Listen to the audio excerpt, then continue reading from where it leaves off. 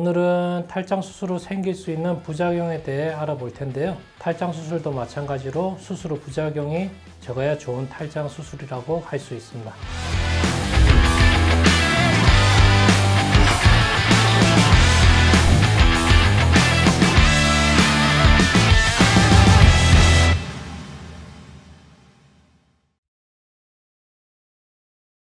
안녕하세요. 우리 동네 외과의사 신상현입니다. 저번 시간을 통해 탈장은 꼭 수술이 필요한 질환이고 좋은 탈장 수술 방법이라는 게 어떤 건지 탈장 수술 후 재발이라는 관점에서 살펴봤습니다. 오늘은 탈장 수술 후 생길 수 있는 부작용에 대해 알아볼 텐데요. 어떤 수술이든지 마찬가지지만 외과의사 입장에서 보면 탈장 수술은 부작용이 크거나 합병증이 많은 수술은 아니지만 분명히 생길 수 있고 다행스럽게도 대부분 큰 문제가 되지는 않고 쉽게 치료가 가능합니다. 그런데 탈장 수술 후에 만성 통증이 몇 년간 지속되는 경우가 있는데 특히 인공막을 사용하는 인공막 탈장 수술의 경우 만성 통증의 비율도 높고 많지는 않지만 일상생활이 힘들 정도로 통증이 심한 경우도 가끔 볼 수 있습니다. 보통 인공막 탈장 수술 후 10%에서 20% 정도까지 만성 통증이 생길 수 있다고 알려져 있는데 100명 수술하면 20명 정도까지 생길 수 있다는 건데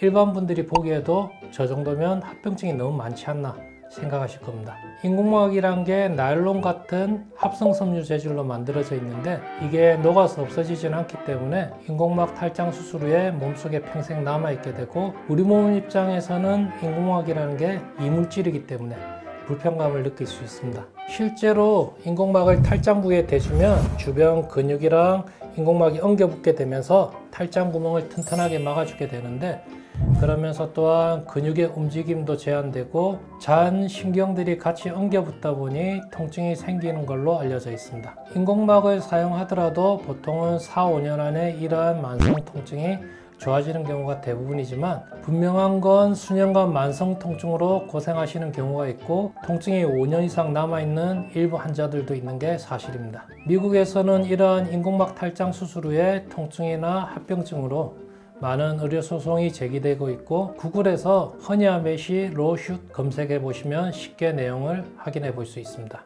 미국 의사사회에서도 인공막의 부작용에 대한 자정의 목소리들이 상당히 있는데요. 몇 가지 소개해드리면 하버드대학교 의대 교수이자 미국 외과 학회장을 역임하셨던 분으로 인공막 사용 후 만성 통증으로 고통받는 환자들을 고려했을 때 인공막 탈장 수술이 과연 계속 사용되어져야 하나 이런 제목으로 전문 의학지에 기고하시기도 하셨고 그리고 유명한 탈장 전문의이자 미국 복강경수술협회의 편집장은 인공막 탈장 수술은 높은 재발률의 문제를 해결하면서 탈장 치료의 표준이 되었지만 인공막 사용으로 인한 예상치 못한 결과가 있는데 바로 수술 후 만성 통증이고 미국 외과계의 잠재적인 시장 폭탄이 될 수 있다고 지적하셨습니다. 탈장 수술을 좀 해보신 외과의사라면 인공막으로 인한 합병증으로 고생하시는 환자분들을 최소한 몇 분씩은 경험해 보셨을 텐데 인공막을 사용하는 경우에는 수술 자체에 대한 설명뿐만 아니라 인공막의 부작용에 대한 진지하고 세심한 설명이 꼭 필요하지 않을까 생각하고 있습니다.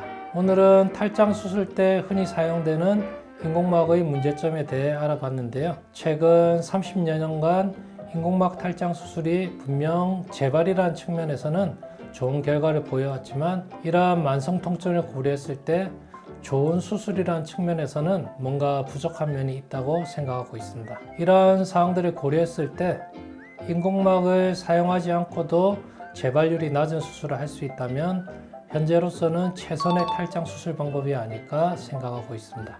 오늘은 인공막과 인공막 사용 후 생길 수 있는 만성 통증에 대해 알아봤습니다. 다음 시간에는 인공막의 여러 가지 문제점 중에 인공막의 감염에 대해 알아보도록 하겠습니다. 시청해 주셔서 감사드리고 지금까지 우리 동네 외과의사 신상현이었습니다.